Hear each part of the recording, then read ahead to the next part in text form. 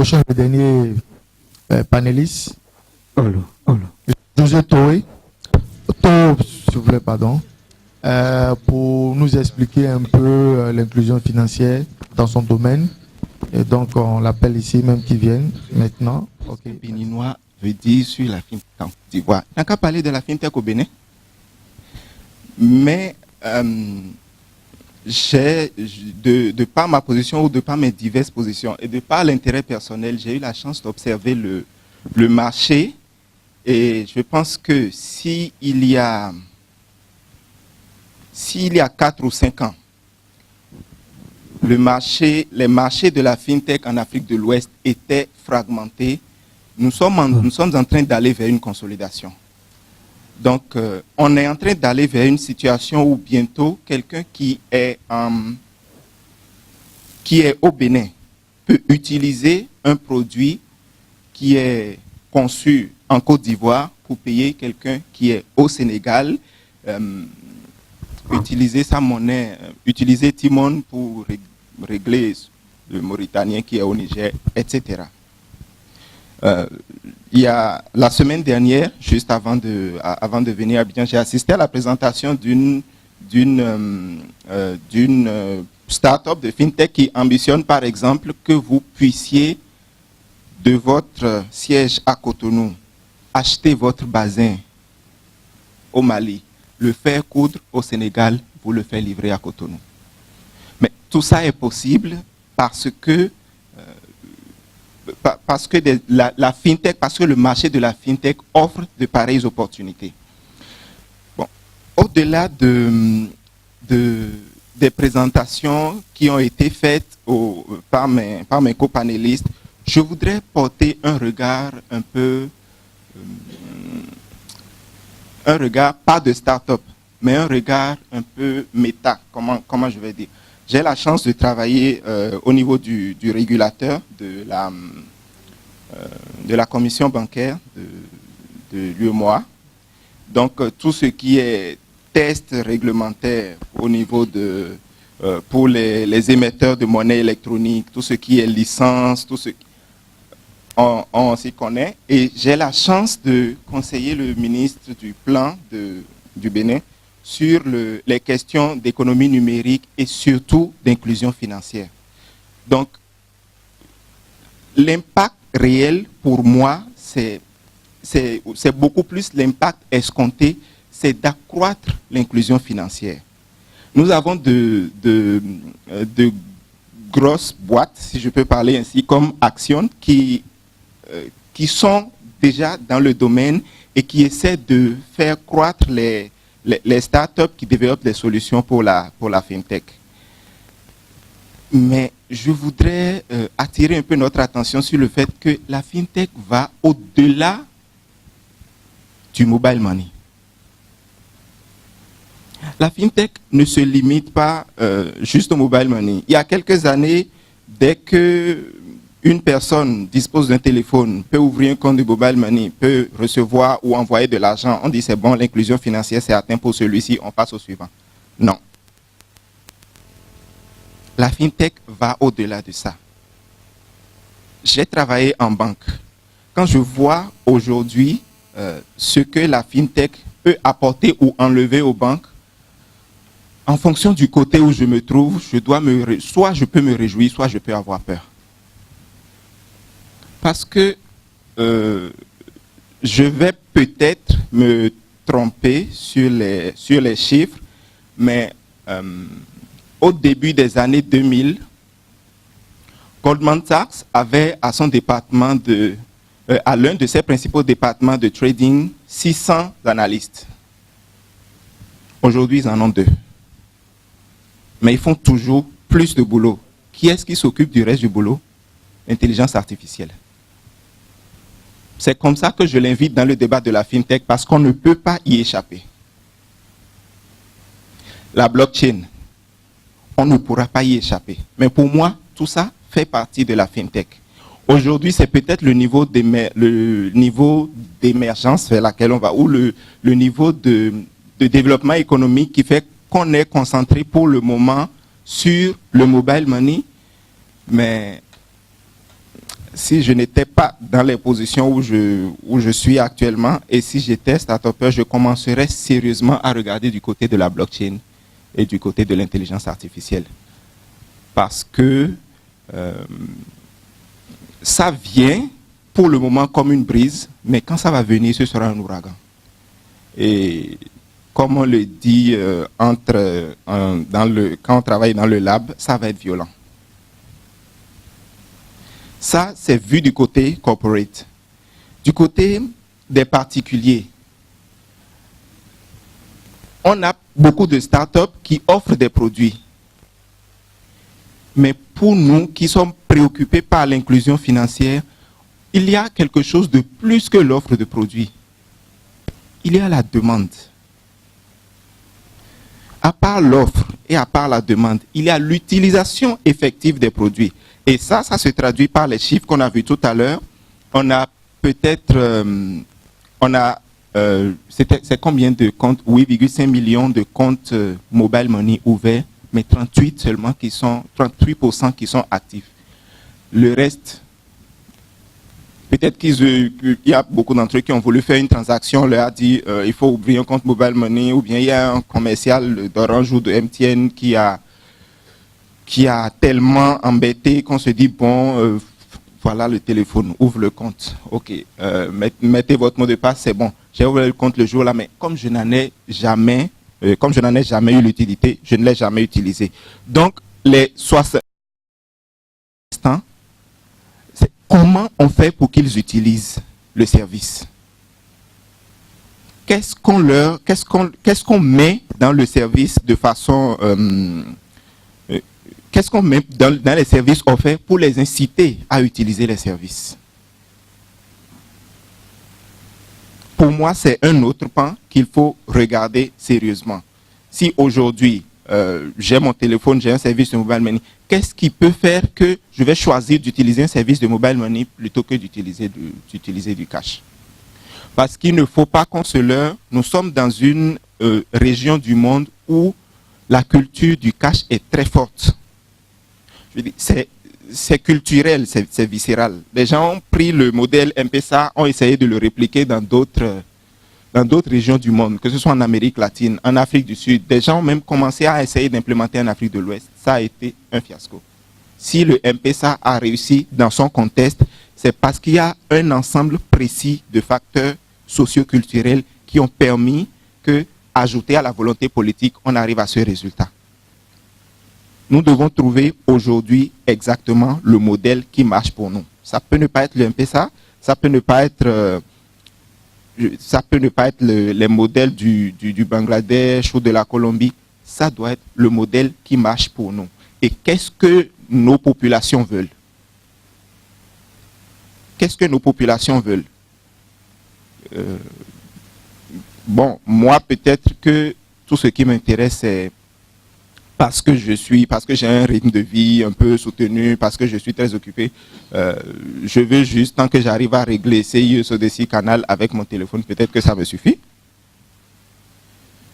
Quelqu'un d'autre dont l'activité lui permettrait, l'obligerait à transporter beaucoup de cash, peut-être que lui serait beaucoup plus intéressé par un certain volume de transactions sur un certain nombre de jours avec telle ou telle condition. Mais qu'est-ce que les gens veulent exactement?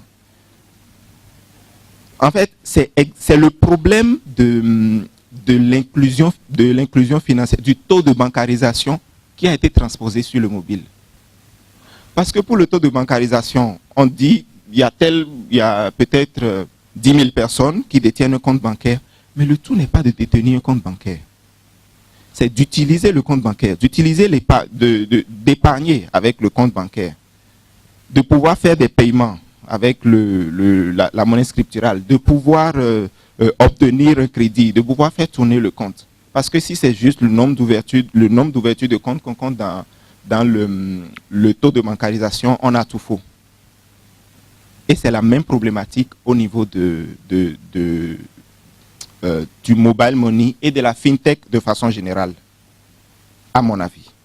Donc, pour moi, les prochaines étapes, c'est s'assurer que la population exactement ce dont elle a besoin. Pas ce que le start-upper, dans son... Pas juste mettre en œuvre l'idée géniale du start-upper, créer un produit, mais quand on a créé le produit, est-ce que ça répond à un besoin? Est-ce que ça comble un déficit? Donc, exactement ce dont les utilisateurs ont besoin.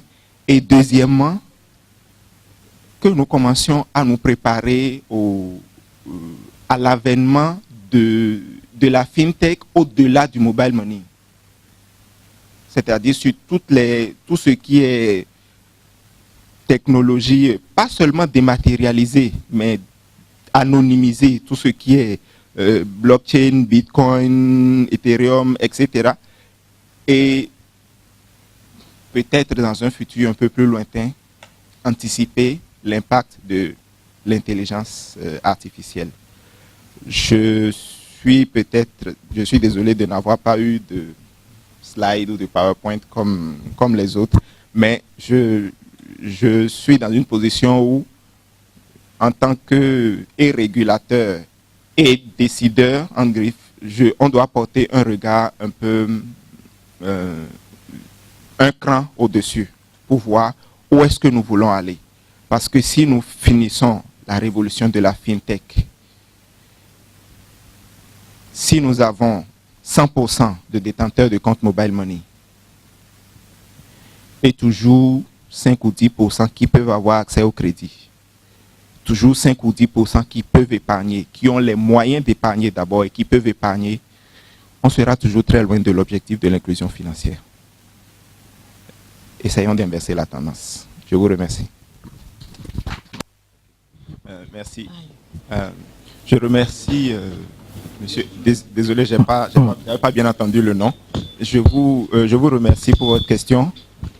Vous demandez si on a déjà épuisé, est-ce que c'est, je veux dire, les opportunités qu'offre le mobile money. Merci.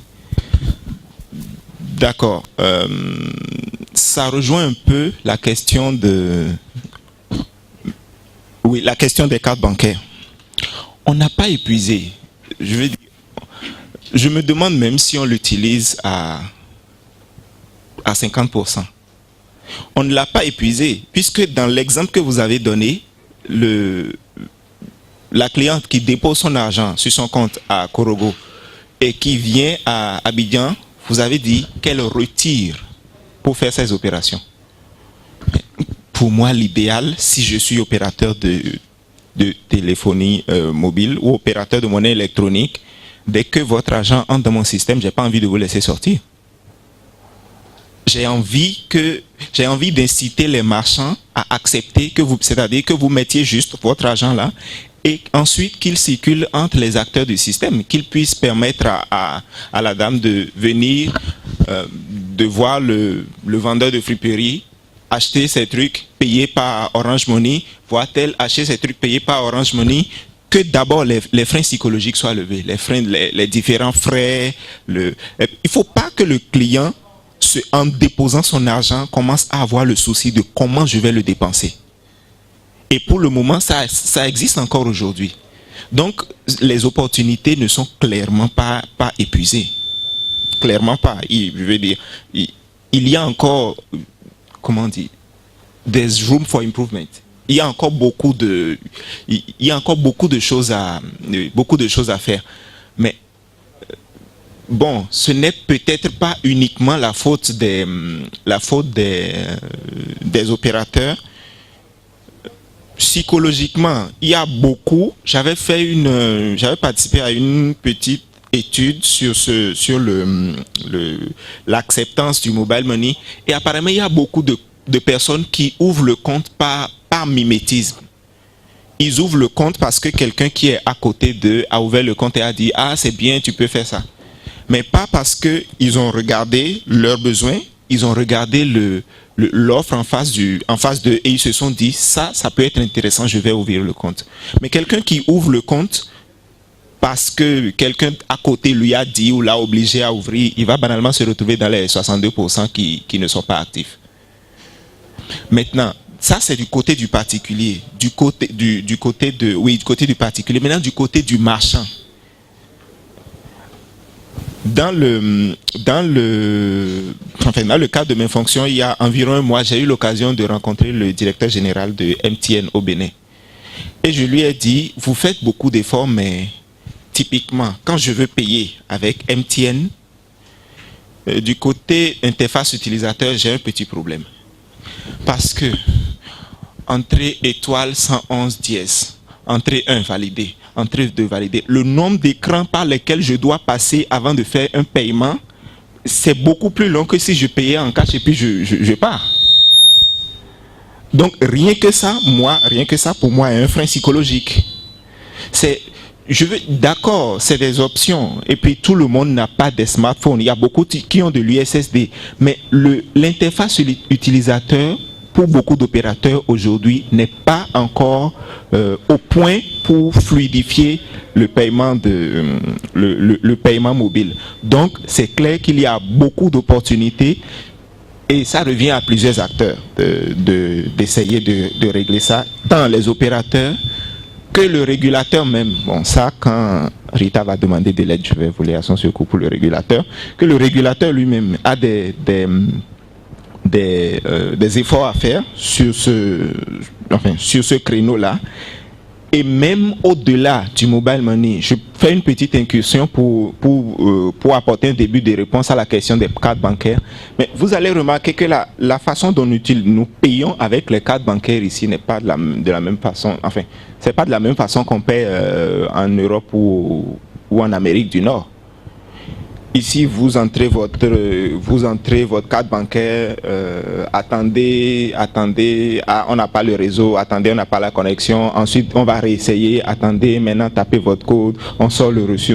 Mais quand vous payez normalement avec votre carte bancaire, vous prenez la carte, vous passez simplement et puis c'est fini, personne ne vous demande, je veux dire, c'est un geste tellement simple et ça c'est de l'expérience utilisateur. C'est tellement simple que c'est devenu plus simple que de payer en cash. Et c'est comme ça que la carte bancaire a pu prendre le dessus dans les pays plus avancés. Mais aujourd'hui, les solutions de paiement qui s'offrent à nous, quand on voit burden, quand on voit tout ce qui est, enfin, voilà, tout le wahala autour de comment payer autrement que du cash, je préfère payer avec le cash et puis on quitte dans ça. Donc, il y a clairement de l'opportunité là. Sur les cartes bancaires, bon, je ne sais pas si je vais vous répondre parce que j'ai eu des expériences similaires, sinon pires, donc je ne suis pas sûr de vous être d'une grande aide. Mais de ma position, je voudrais préciser que nous ne sommes pas autant, les différents pays et régions du monde ne sont pas obligés de suivre le même chemin pour le développement. Autant en matière de finances, nous pouvons sauter des étapes. Nous pouvons ne pas passer par la carte bancaire et aller directement au mobile money. Aujourd'hui, 85% environ des Kenyans, Ougandais utilisent le M-Pesa jusqu'au vendeur de poissons, le chauffeur de taxi, mais ils ne sont pas passés par la case carte bancaire. Donc c'est possible pour nous d'aller au-delà. Et quand on voit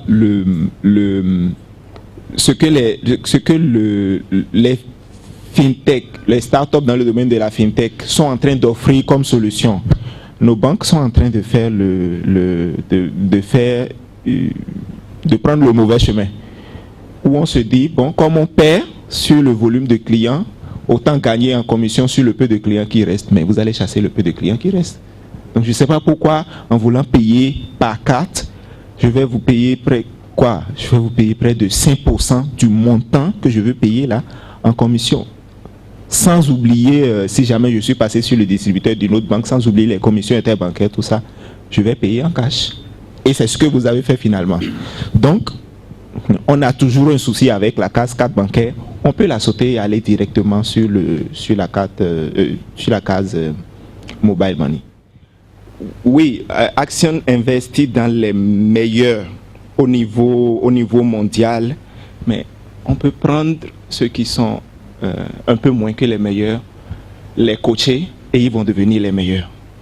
Parce que déjà pour avoir une start-up, si à donner jour, nuit, week-end.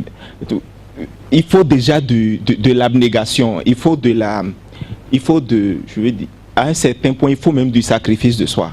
Et quelqu'un qui a fait ça est prêt à recevoir du soutien en termes de, que ce soit en termes de management, en termes même avant même le soutien financier, que ce soit en termes de coaching, en termes d'assistance, en termes de pousser vers le haut. Quelqu'un qui a déjà fait tout ça, il est plus prêt à recevoir de soutien pour être poussé vers le haut.